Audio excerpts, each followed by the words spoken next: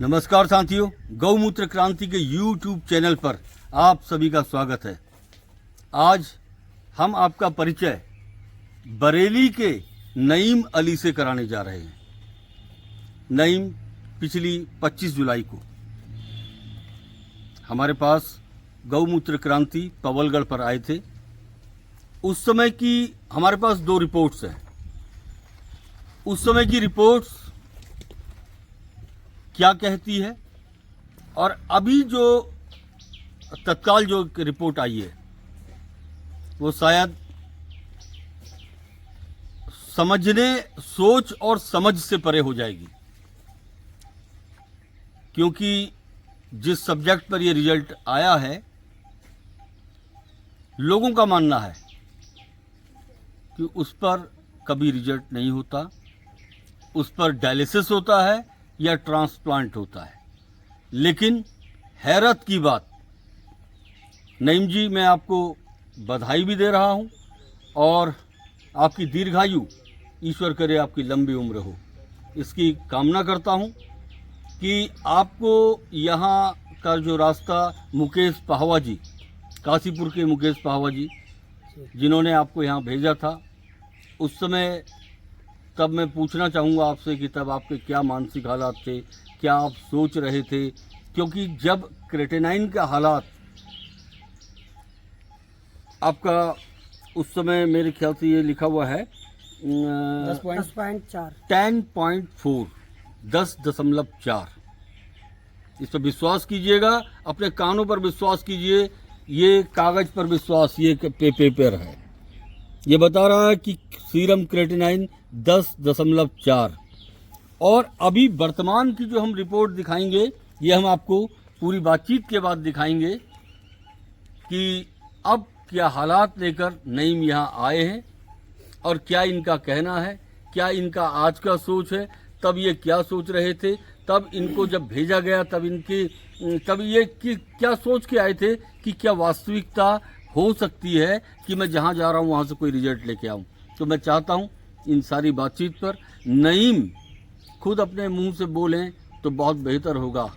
अगली आवाज़, नईम जी। मेरा नाम नईम है, मैं बरेली से बिलोंग करता हूं और मुझे किडनी की प्रॉब्लम है। मुझे किडनी की प्रॉब्लम करीब 1 साल पहले पता चली थी, जिससे मुझे मेरा क्रेटिनाइन जो था 4 पॉइंट था, करीब 4 पॉइंट था।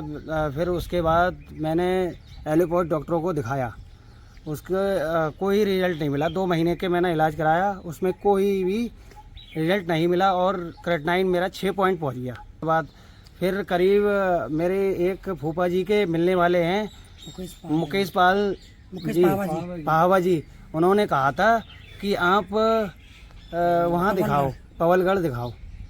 तो कहने में मेरा जो क्रेटिनाइन था वो 10.4 हो गया और जो एलोपैथ डॉक्टर मुझे उन्होंने बताया था कि आपका डायलिसिस होगा और फिर उसके बाद ट्रांसप्लांट होगा इसके बाद।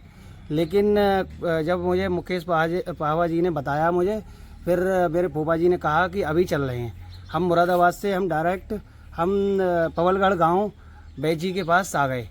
फिर हमने जब यहाँ दिखाया, फिर बैज जी ने हमारे लिए 20 दिन की दवा दी और 20 दिन की दवा के बाद हमने जब इसका क्रेटिनाइन का जब हमने ये कराया था रिपोर्ट, तो हमारा 1.1।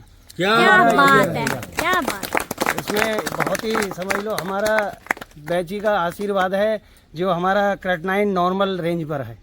देखिए 10.4 ये हम आपको दिखाया है, 10.4। और अब आपको जो हम दिखाने जा रहे हैं ये 20 दिन में 10.4 से 1.01 ये लिखा हुआ स्पष्ट दिखाई दे रहा है। ये रिपोर्ट्स मित्रों हमारे घर में नहीं बनती, ये इतने सारे पब्लिक के सामने ये नईम अली हमको दे रहे हैं और हम इस पर आपके सामने बोल के दिखा रहे हैं।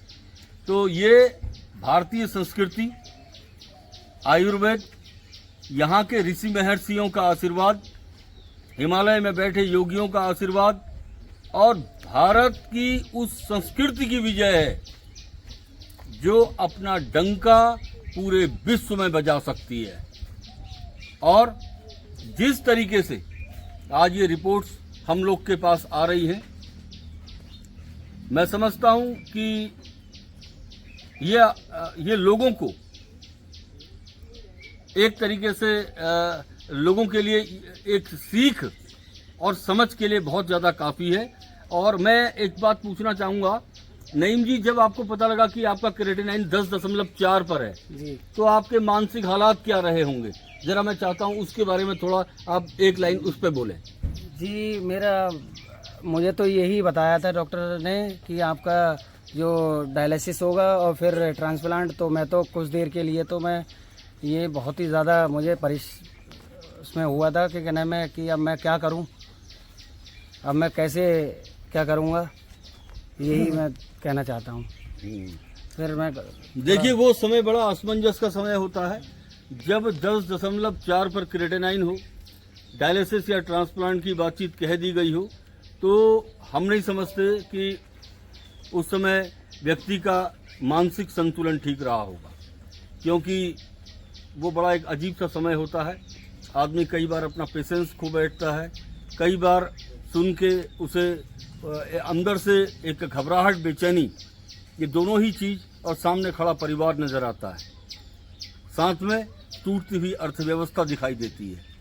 लेकिन मैं फिर से कहूँगा नईम जी, ये आपके भारत के आयुर्वेद की जीत है, ये भारतीय पद्धति की जीत है, ये जीत हमारी वनस्पति की, हमारे जो पौराणिक जितने भी ऋषि, महर्षि, योगी, संत, वैद्य परंपरा भारत की, ये उसकी जीत है। इसका श्रेय हम कतई नहीं लेना चाहते, न हमें इसका श्रेय चाहिए। इसका पूरा श्रेय हिमालय में बैठे योगियों को है, उन संतों को है जिनके आशीर्वाद स्वरूप आज इस देवभूमि पर इतने बड़े नईम जैसे रिजल्ट हमारे सामने आ रहे हैं। मैं वाणी पर विराम देता हूं। जय भारत, जय हिंद, जय उत्तराखंड।